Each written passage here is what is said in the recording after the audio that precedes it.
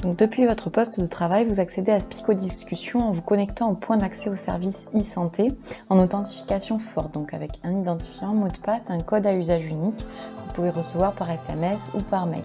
Si vous n'avez pas encore de compte, vous pouvez en créer un en cliquant sur s'inscrire. Vous retrouvez la vignette Spico Discussion dans le kiosque des applications.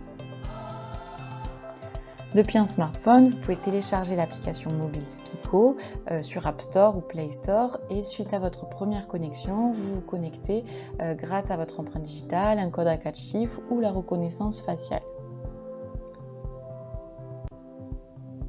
Pour démarrer une conversation, vous cliquez sur le plus. La première étape est de choisir les destinataires, donc vous retrouvez vos destinataires favoris ou récemment utilisés. Vous pouvez également rechercher dans l'annuaire un destinataire, donc grâce à son nom de famille. Et vous avez également des filtres par profession ou par code postal pour affiner votre recherche. Vous pouvez sélectionner un ou plusieurs destinataires pour une conversation et démarrer la conversation. Vous pouvez centrer la conversation autour de la prise en charge d'un patient ou d'un usager. Donc soit le patient usager a déjà été enregistré dans l'outil, auquel cas vous le retrouvez et vous pouvez directement centrer la conversation autour de sa prise en charge. Dans le second cas, il n'est pas encore enregistré, donc lors de votre recherche avec son nom de famille, vous n'allez pas le retrouver et vous pouvez alors demander de créer son identité dans Spico. Pour cela, vous avez un formulaire avec des informations obligatoires pour des raisons d'identitovigilance et vous devez aussi attester du consentement du patient. Vous pouvez définir donc un objet à votre conversation et démarrer l'échange de messages. Vous pouvez identifier qu'un message contient une urgence grâce à l'icône point d'exclamation ou contient une demande grâce à l'icône point d'interrogation. Le message sera alors tagué avec cette icône ainsi que la conversation dans le fil des conversations.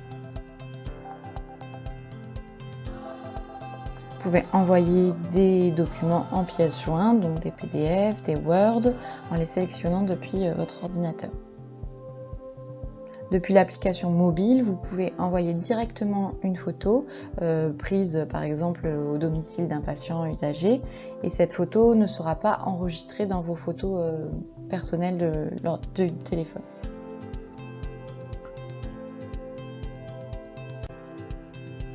Vous pouvez communiquer en appel vidéo, donc depuis une conversation existante avec l'ensemble des participants. Gérer vos paramètres de son et de vidéo. Les participants peuvent lever la main et baisser la main. Et puis peuvent également partager leur écran. Vous pouvez éditer la synthèse d'une conversation. Donc vous allez sélectionner les messages et pièces jointes que vous souhaitez retrouver dans la synthèse. Et donc vous avez la synthèse PDF qui est mise à disposition, dans laquelle vous retrouvez les échanges, également les pièces jointes. Donc ce PDF peut être intégré à un dossier dans le logiciel métier. Vous pouvez ajouter un professionnel à une conversation, donc en le recherchant dans l'annuaire. L'ensemble des professionnels de la conversation en sont informés. Vous pouvez renommer une conversation.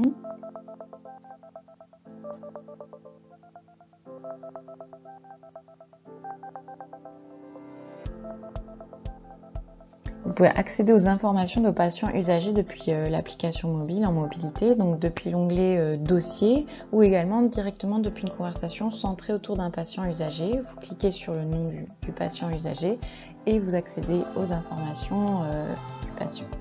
Vous pouvez vous retirer d'une conversation. Donc dans ce cas-là, les participants de la conversation en seront également informés par un message.